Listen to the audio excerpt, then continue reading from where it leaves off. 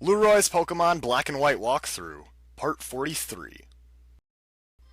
So picking up from last time, we're going to continue along here with Route 10 into this little section over here. And I think we should switch up our Pokemon because it looks like we have a Fighting type trainer coming up, so let's go over to our Psychic type. Always a good idea. And be careful not to grab those two items you see right off the bat because they're actually fake items. You're just going to end up fighting some wild Pokemon like Amoonguss and Foongus. So do not be fooled by those first two items. Instead, just go ahead and fight this guy. Black Belt Corey, and he has a Sock on his team. We haven't seen one of these for a while, but they're actually really good Pokemon. They're ones that you could catch way back at the Pinwheel Forest. But as good as they are, it won't really be a problem for Gothitelle to knock out. Especially if he's just going to use Bulk Up, which isn't really going to help him at all, so... yeah, Psychic will take care of this thing pretty easily. And there we go! So that was actually, like, the easiest battle ever. Took, like, 10 seconds to knock him out. Alright, so, those first two items over there are the fake ones, but these two over here on the left side are actually real items. So don't hesitate to grab a Dawnstone right there, and whatever this is... a Hyper Potion, so there you go. And I think there's one more trainer to fight over here. Yeah, we got a hiker over on this bridge. And he's talking about Victory Road, which you just can't wait to get to. So yeah, right after Route 10, you're going to go through the long place where you go and check all your badges to confirm that you do have all 8 badges, and then after that you actually get to go through Victory Road, which leads straight to the Elite Four. So we are actually closing in on the end of the game here. Seems like it's all happening really fast, but yeah, the end of the game is just like, just around the corner over here, so... it's time to get excited. And time to realize that my Pokemon are at a very low level, but I don't really care. Alright, next up is a Bulldor, so let's go ahead and switch out, give someone else a chance to fight here. But yeah, this pretty much happens every time I have a walkthrough for Pokemon. My team is always in like the level 40s, and the Elite Four is usually up in the 50s, but... you know, it won't be too bad. It's not too big of a difference, so I think we'll be able to handle it just fine.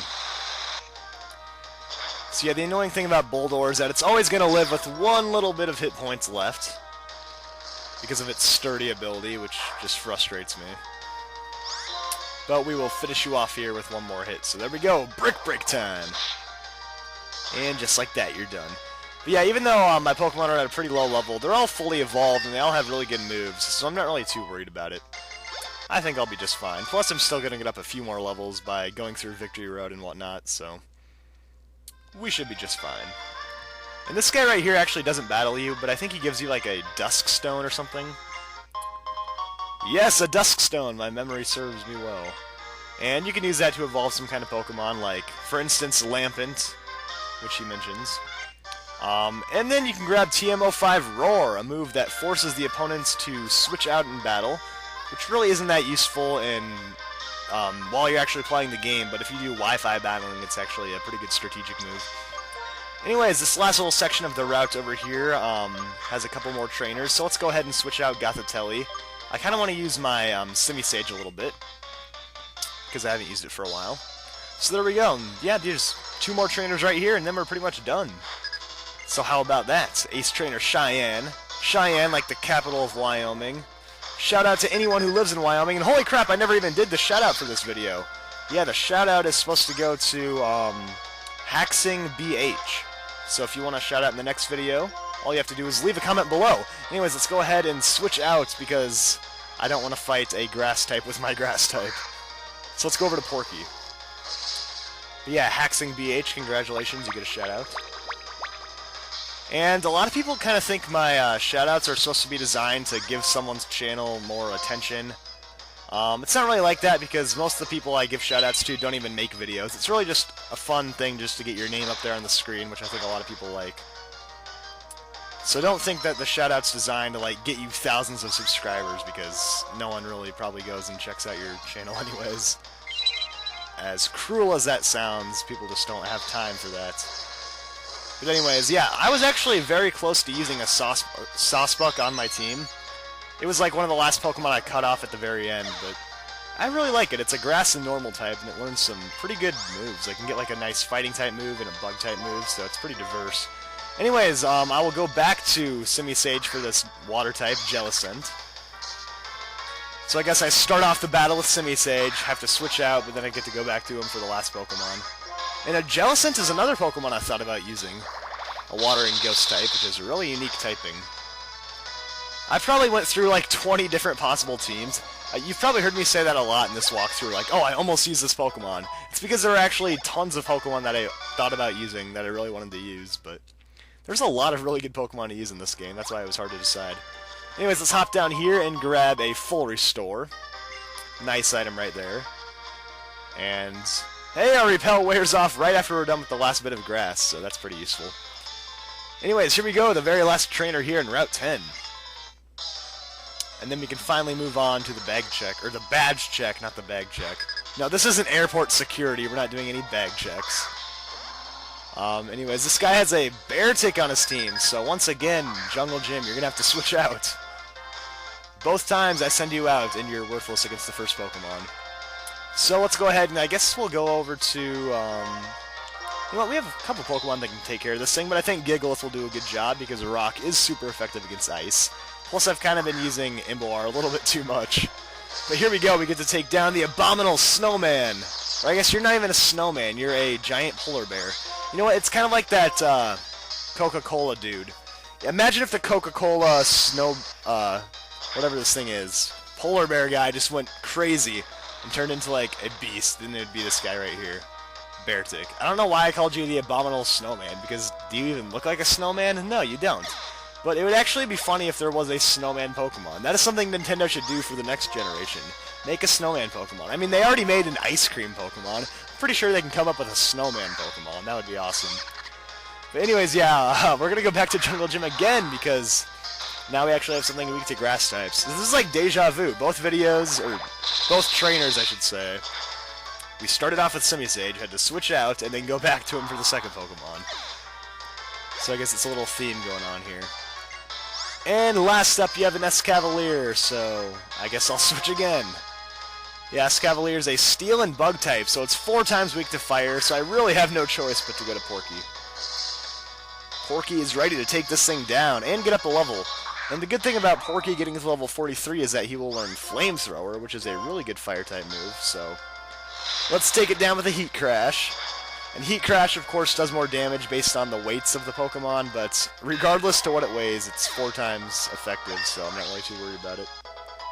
And there we go, so now we get the chance to learn Flamethrower, which is a very powerful special attacking move.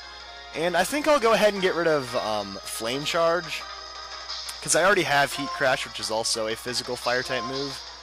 And it's kind of hard, because Flame Charge is nice because it boosts up your speed, but at the end of the day, it's not really that powerful, so I probably wouldn't really use it in the Elite Four anyways. You know what I'm saying? So Flamethrower should be a little bit more useful. It's good for some nice consistent power, since Heat Crash you never really know with the weights of the Pokemon. So here's the badge check area. I'm actually not going to head in here quite yet, because this leads straight to Victory Road. So I'm going to go heal my Pokemon up first, and then I will be right back. Oh my gosh, it's spring. Who even knew? Alright, so anyways, we are back here in Route 10, ready to go through the badge check, so we can prove that we have defeated every single gym leader, and that we are worthy to take on the Elite Four. So, you know, this is super exciting, super epic moment where we get to look back on all of our hard work. So here we go, the first gate, where we prove that we have the Trio Badge, which was given us to by Cress. If you remember, that was like the trio of gym leaders. Could have been Cylon or Chili as well. I love how he's like, oh, holder of the Trio Badge. Like it's some super epic moment because we got the very first gym badge. Anyways, this music is awesome right here, and we're just marching along, looking all awesome and stuff. We show him our basic badge, which we got from Lenora. Oh, holder of the basic badge, show the knowledge you've obtained. That is so awesome how they just make it all epic like that. Anyways, in here you have grass, which I'm not even sure if there's wild Pokemon in here. That'd be kind of weird. It would ruin my epic march towards Victory Road. Anyways, here we go. Insect badge from Berg, and this is annoying because I'm not symmetrical with the doors. Death the Kid from Soul Eater would hate that right there. Anyways, marching forward. Not very many people are going to get that joke. Oh, here we go. This must be the Bolt Badge Gate, where we defeated Elisa, the electric type user. And I like how every room is like themed with the gym. Oh, holder of the Bolt Badge. It's so funny how they say that. Anyways, what is this dude doing here? This always confuses me. This guy with the blue hair is just standing here. It's like he only got like half the gym badges and he like can't get past his gate, so he's just staring it down. But he's talking about how each room is like a whole new world, which is just crazy talk. Anyways, here we have our Quake badge, which we got from Clay. Remember that guy who was like miles and miles deep underground with his ground-type Pokemon?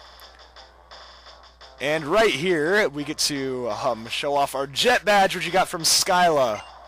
Yeah, of course, the beautiful Skyla. How could I ever forget her? Oh, holder of the Jet badge. I just can't get over how funny that is. Anyways, this place is crazy. Look at this. We are literally floating in midair. Like, there's no strings attached right here. We are just, like, flying, basically. How awesome is that? That is my favorite room of all of them.